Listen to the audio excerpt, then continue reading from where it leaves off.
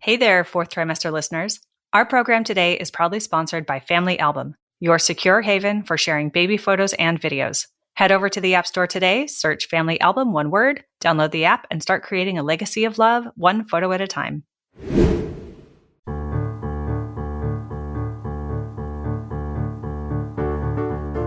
Hi, I'm Sarah Trott, and welcome to the Fourth Trimester Podcast. I'm a new mama, and this podcast is all about postpartum care for the first few months following birth, the time period also known as the fourth trimester. My postpartum doula, Esther Gallagher, is my co-host. She's a mother, grandmother, perinatal educator, birth and postpartum care provider. Fourth trimester care, our topic, is about the practical, emotional, and social support parents and baby require. And importantly, it helps set the tone for the continuing journey of parenting. Hello again, it's Esther. Sadly, I'm without Sarah again, but I thought it was time to revisit nutrition and nourishment, and specific to that, anemia. I've touched on this in previous podcasts, but I think it's always an important thing for women in general and mothers in particular to revisit. Many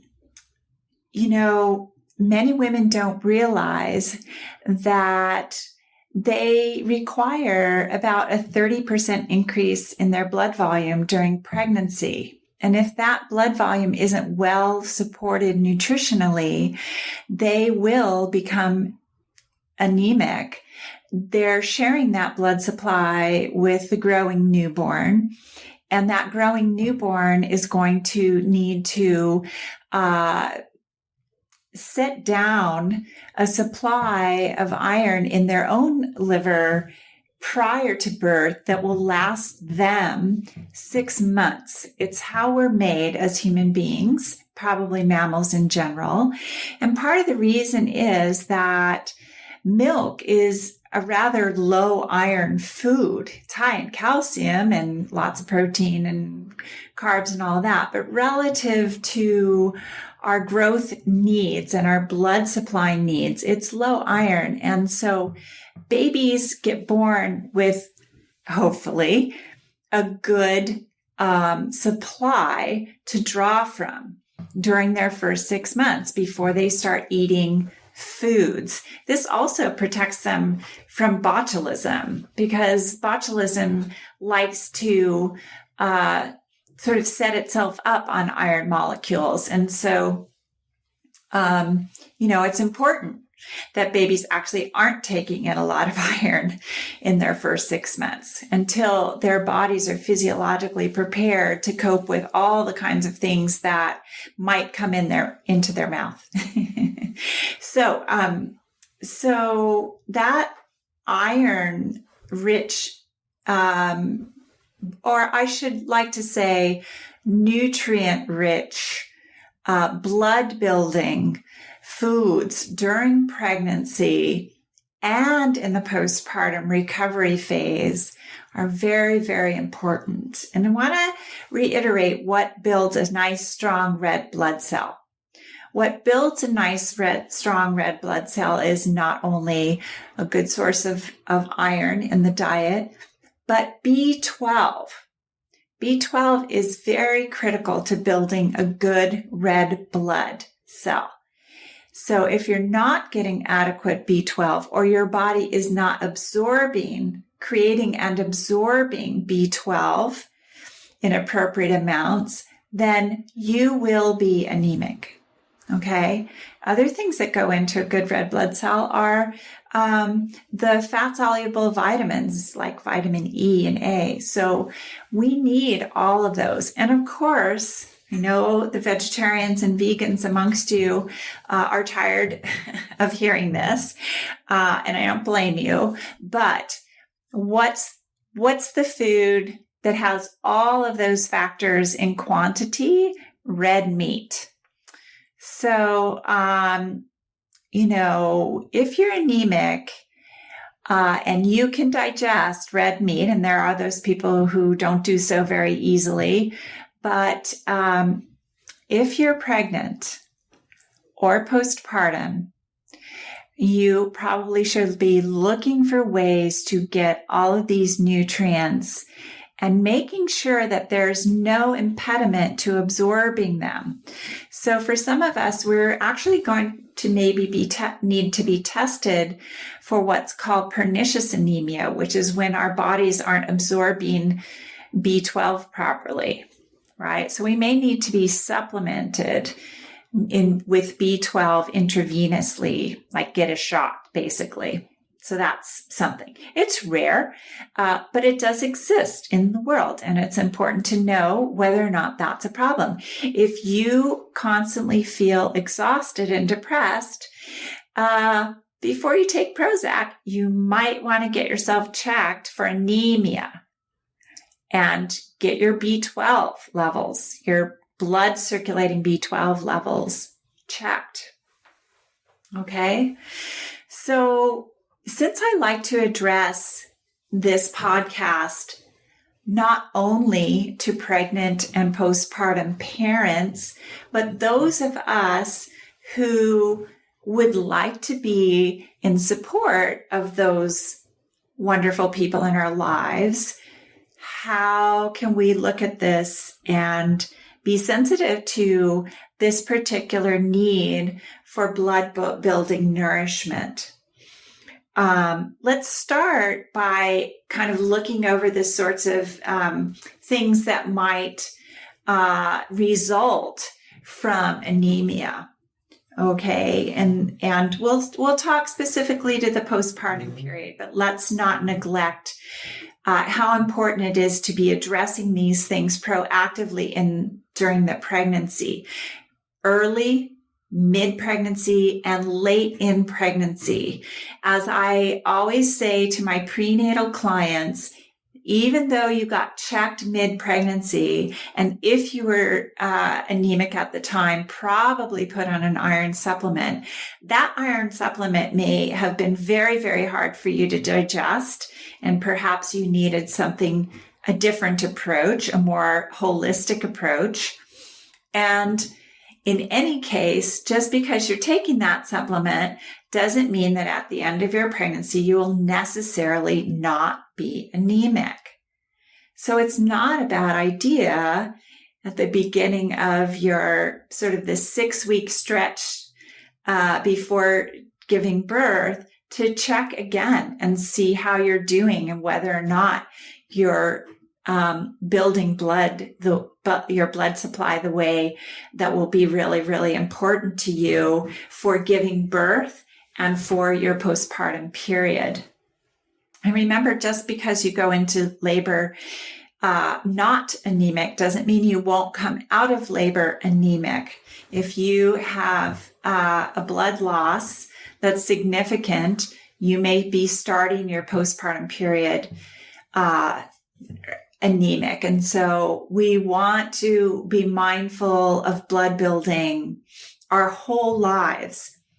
So I wanted to note for some of the signs that might alert us to anemia. So prenatally, if you were vomiting excessively and therefore couldn't keep down enough food to keep your blood supply healthy, that's going to be a red flag. If you just have poor nutrition, that's a red flag. If you had heavy periods before pregnancy, you may have become pregnant and started your pregnancy very anemic. That's a red flag. If you've been pregnant close together, if this is a second or third pregnancy close to the last pregnancy and didn't have a chance to build a good blood supply, you are likely anemic. If you're pregnant with multiples, you are very, very at risk for anemia. Your blood supply needs to be extra rich. And then becoming pregnant as a teenager is a red flag for anemia, which is interesting. I'm glad to know this. 40 years later, I was pregnant as a teenager and I was probably anemic. I'm very, very sure I was, actually. And then, of course, if you've had an injury or surgery close to being pregnant or during your pregnancy, you may have had a blood loss that would alert you to needing to build your blood. Postpartum causes of anemia are prenatal anemia that went untreated, a blood loss that's beyond normal at delivery or in the first moments, hours, days, or weeks postpartum. So if you bled excessively at delivery or in the moments post-delivery, or find that you're having excessive or prolonged blood loss past the first 2 to 6 weeks, you might want to be checked. And as you know, I am always recommending that my clients, before going in for their 6-week obstetrical checkup or seeing their midwife for their 6-week checkup, get blood work done. And this is one of the parameters we're looking at. You just don't want to have to drag yourself through motherhood anemic. It's just too difficult. So we want to rule anemia out however we can. And of course, and I'm sad I have to mention this, but poor nutrition in the postpartum period will lead to anemia. It will. I see it all the time. And, it's so interesting how moms will be encouraged to eat really great during their pregnancy. And then when they're postpartum and they barely have the bandwidth to get food into themselves, let alone eat the food that somebody might bother to bring them and prepare for them, the food that's coming to them is really, really not nourishing food. They're expected to be living on baguettes and, chocolate or happily chocolate does have some iron in it, but it's not the way to stop being anemic. You need really good sources of protein, fats, and vegetable, the minerals that are in vegetables, root vegetables particularly. So, those are all of sort of the red flags for anemia. And, some of the ways that moms might be alerted to being anemic in the postpartum period would be shortness of breath. Okay, so after you've taken a full recovery in the first 2 to 6 weeks, if you're having difficulty walking up those stairs or walking at all, and you find that your heart races, you just feel short of breath, that's a red flag that you might be anemic. That's a serious red flag. For many of us, we don't realize that the fact that we lie down and our hearts start racing, and we feel anxious might be a signal that we are not just anxious. Our bodies are anxious on our behalf and are telling us we need better nutrition.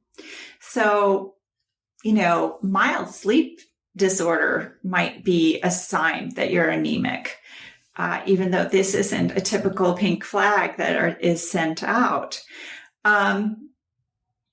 Naturally, just being exhausted all the time, while we could point to our lack of sleep, if we're sleeping when the baby sleeps and we're still just feeling like we're dragging ourselves around and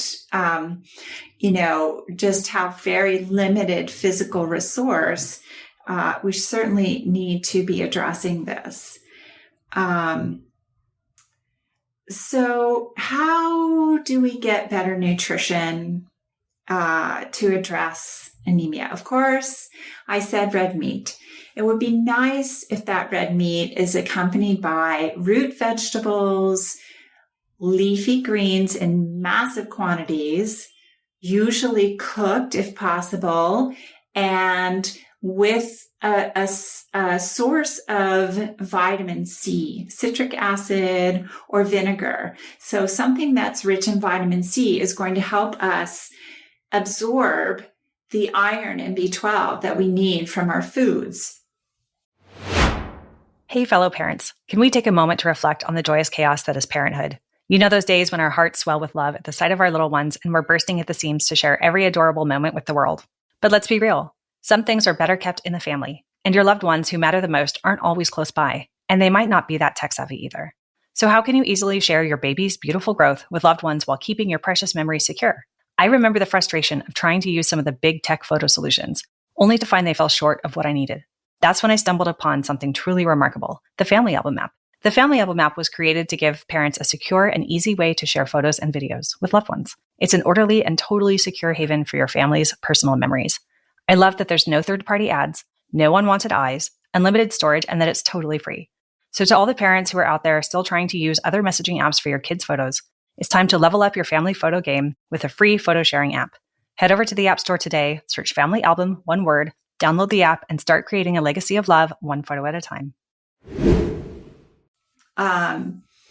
If we're not eating red meat, and I will talk about sources of red meat that people might enjoy more than the ones that they're used to in a moment. But if we're not eating red meat, then certainly we need to be eating mineral-rich foods in quantity. So vegetables, particularly most root vegetables, leafy greens with vitamin C, and probably during pregnancy and the postpartum period, the breastfeeding period, probably supplements. So if you're vegetarian, eat a lot of eggs. Eat those eggs. They're a great source of everything that I'm talking about that aren't red meat, right? If you don't eat eggs and or you're vegan, then you're really going to have to look around. Beans, whole grains. These are okay sources. The thing they're completely lacking in is B12. The cool thing is that tempeh, which is a cultured bean and or grain product, it's cultured with a mold, a healthy, nutritious mold. That is a source of B12. Whether or not it's an adequate source, I wouldn't be able to tell you. A lot of people like to include nutritional yeast and or brewer's yeast in their diet, but B12 is actually added to those products. So that's great. And some people love those things, find them very nutritious. They can be constipating. So you need to be aware. You don't just want to eat a bunch of brewer's yeast all at once. You want to sprinkle it throughout your meals throughout the day. Sublingual B12 for those people who are really lacking might be a way to supplement that will really, really help you quite a bit. And you should notice a difference in your mood and energy level if you're supplementing. If you're not noticing the difference, it may be that you need to be tested for pernicious anemia. And then finding supplements, iron supplements that aren't constipating. Okay, so there are liquid iron and B12 supplements at your natural food stores that are highly recommended for pregnant and postpartum women. Go check those out. See how you respond to them. Make sure you refrigerate them and don't swig from the bottle because they'll go bad. There's also an iron supplement that I found very, very helpful and very digestible, very non-constipating when I was severely anemic. And that is the supplement that's called iron bisglycinate. And I'm going to spell that. It's bisglycinate, BISGLYCINATE. CINATE. This supplement is really well absorbed and not really hard on the gut. You have to take a lot of it. It's not, like a power pill that's going to make you feel crappy, but probably will find a way to get your anemia status better. It's something that you're going to take all day long with your meals and snacks, and just keep it running into your digestive tract and helping you absorb and building that blood. Now, it's just iron. It doesn't necessarily have the B12 and the other wonderful nutrients with it. So you might want to really be looking into this, again, this holistic approach to building your blood. Those red meat options. Okay, here we go. Now, I think it's very important that we look for sources of meat, if we can find them and afford them, that are humanely and environmentally sustainably raised.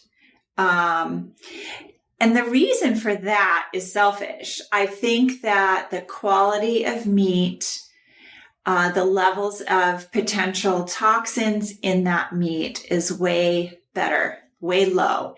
And I think that's important when we're pregnant and postpartum. So I personally am not a big fan of beef. I don't love the taste of it. I can't eat much of it because it just kind of isn't pleasant for me. But sustainably raised beef is a thing now. And if beef is your go-to, go for it. And if you will eat liver, more power to you. That liver packs the best punch for blood building foods that exists, whatever animal you might get it from. I personally am a huge fan of organically raised, sustainably raised lamb's liver. They're smaller, they're richer.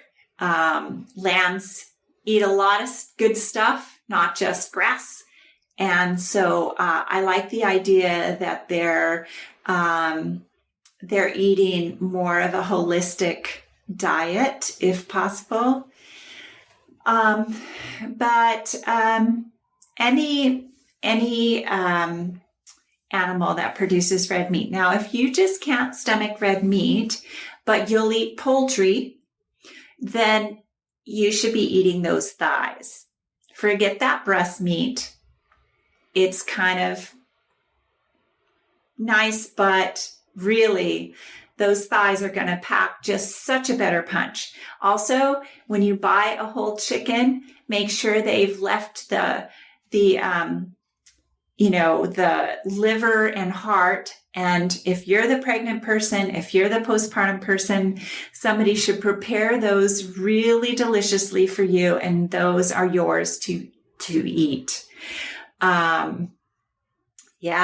So very, very, very important. And of course, let's not forget the fatty fish. If you can find healthy sources of that, environmentally appropriate sources for that, these two are going to be very, very important for blood building and brain building during your pregnancy. But let's not forget the good fruits, by the way. Figs.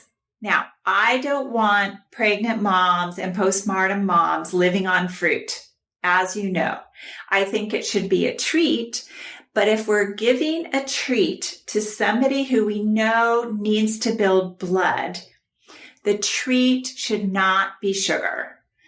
The treat should be healthy fruit, dates, figs. Black mission figs are excellent. Maybe make a compote with organic apricots, dried figs,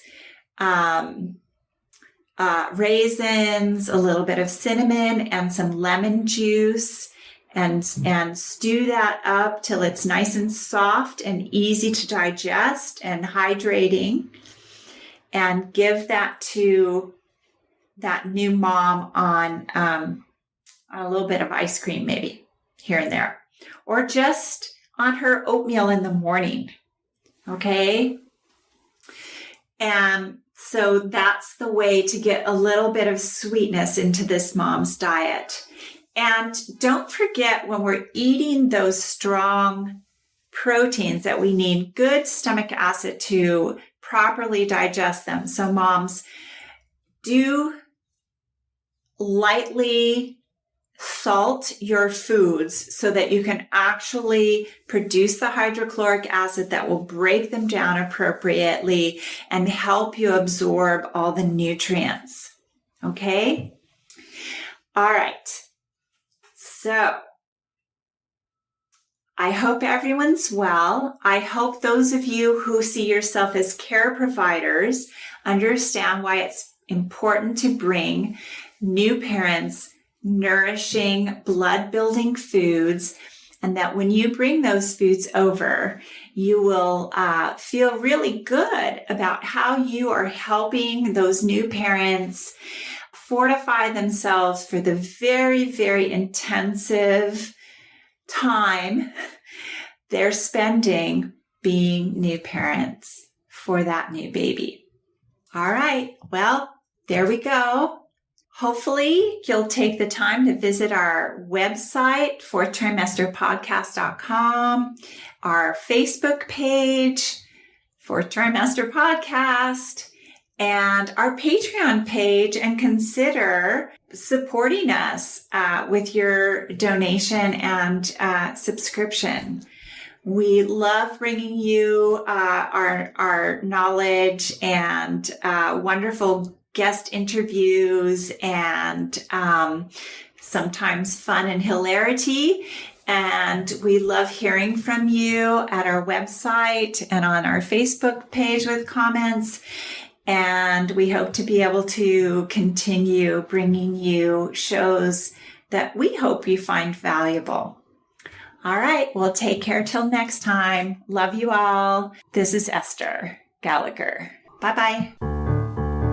You can subscribe to this podcast in order to hear more from us. Thank you for listening, everyone, and I hope you'll join us next time on the Fourth Trimester. The theme music on this podcast was created by Sean Trott. Hear more at soundcloud.com/Sean Trott. Special thanks to my true loves, my husband Ben, daughter Penelope, and baby girl Evelyn. Don't forget to share the Fourth Trimester Podcast with any new and expecting parents. I'm Sarah Trott. Goodbye for now.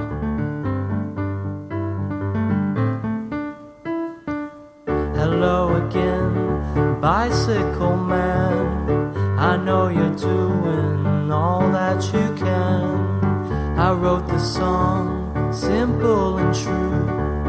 I wrote the song, I'll sing a song for you.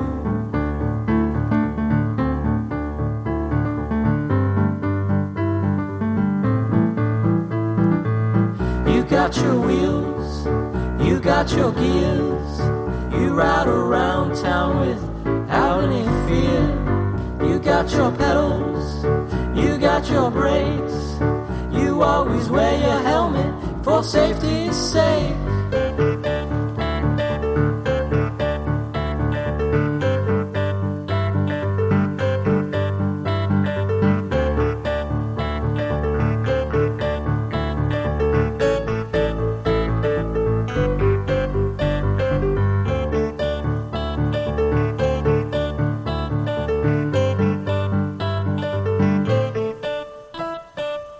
Hello again, bicycle man. I know you're doing all that you can. I wrote the song, simple and true.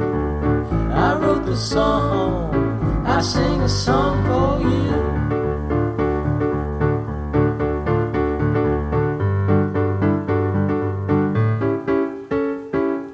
Hello again, bicycle man. I know you're doing the best that you can. I wrote the song, simple and true. I wrote the song, I sing a song for you.